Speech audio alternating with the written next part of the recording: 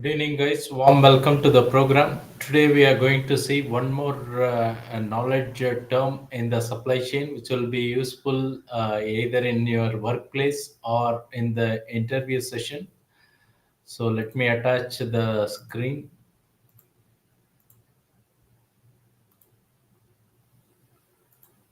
Hope you are able to hear and the screen is clear. We are seeing the term number 108. If you have missed any of the previous session, you can always go back to my YouTube channel and see all the previous term.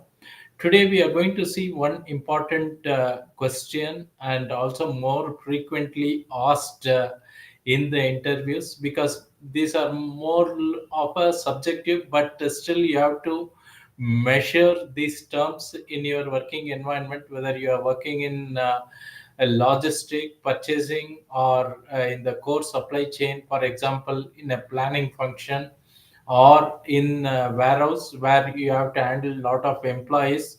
So how do you measure the term called productivity? So let us see step by step how we can do that.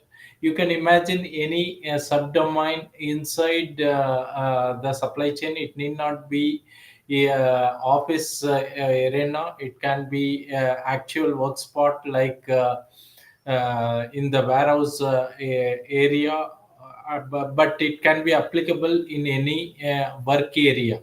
It can be even the casual workers, or you can call them blue collar workers or white collar worker, but it has to be measured, especially when you say I am working at a particular level, which can be your KPI target. You have to justify by properly measuring it. So let us go step by step. First, you should know what is the available hours. Possibly if you are working in a single shift, it is generally 8 hours, and two shift means it could be 16 hours. So this is what is called the available time. If you are working extra time, that is different, especially in blue collar area. There is a time period is always fixed. In India, if you take, that is 8 hours working time, especially if you are working in a shift, a three shift operation. Otherwise, sometime it can also be 9 hours, considering the lunch hour and other breaks, considering that. Okay, the next one important aspect is utilization. What is maximum time available for operation? Assuming 8 hour shift, then you may not be in a position to utilize entire 8 hours for the operation. Possibly there will be lunch time or coffee break time or preventive maintenance, or sometime the material may not be available. That's where you may see the utilization comes into picture.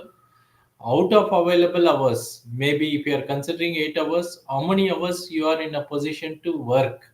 Okay, so possibly 80 or 85% seems to be best, even for a good organization or global organization, if they consider 8 hours as a working time, including the lunch.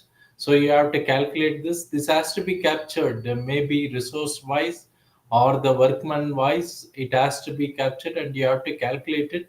There are also some software available to consider this, so that you can record and allocate to a particular work or a work order, and utilization can be calculated.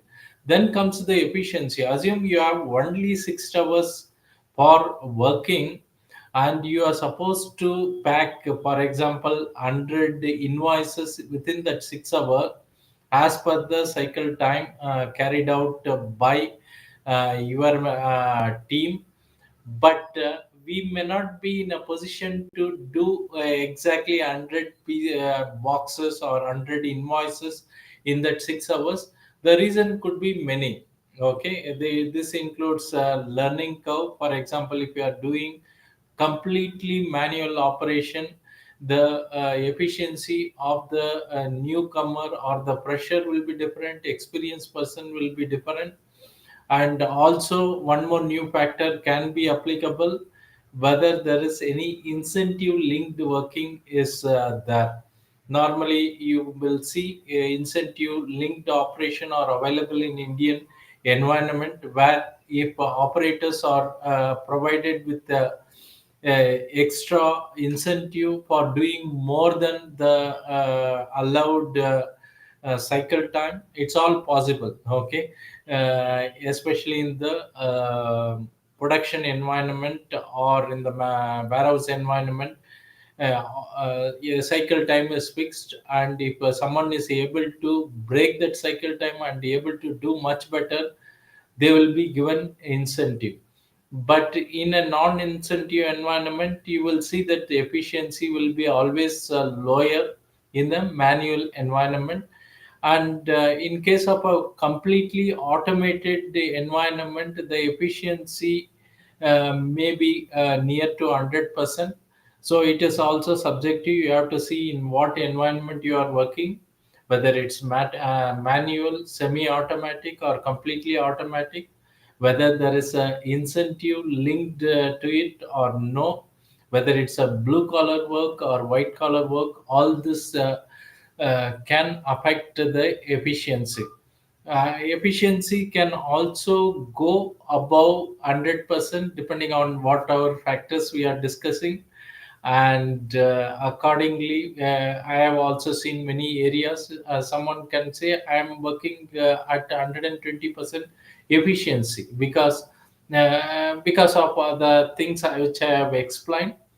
Then comes the productivity. How do you calculate the productivity? So here you have to consider utilization into efficiency.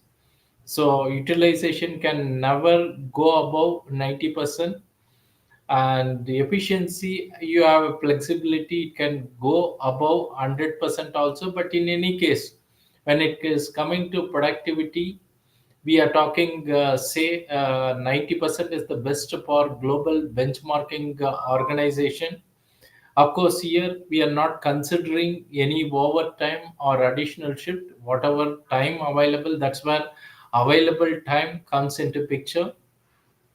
So this is one of the important metric, especially in a manufacturing environment or warehouse environment, and this can be one of the KPI for a manager or a supervisor. You need to measure what is the utilization, efficiency, and productivity. This can also be used as a KPI and also performance improvement, and one of the important metric. This session is available in live in YouTube as well as LinkedIn. If anyone of you have any doubts, you are welcome to chat.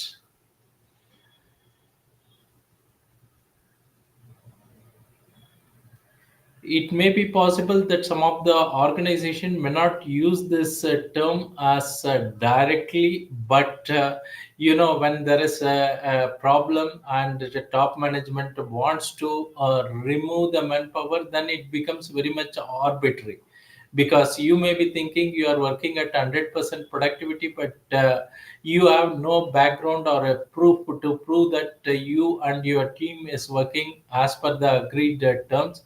That's where you need to be clear in managing your team. What is the utilization, what is the efficiency and the productivity?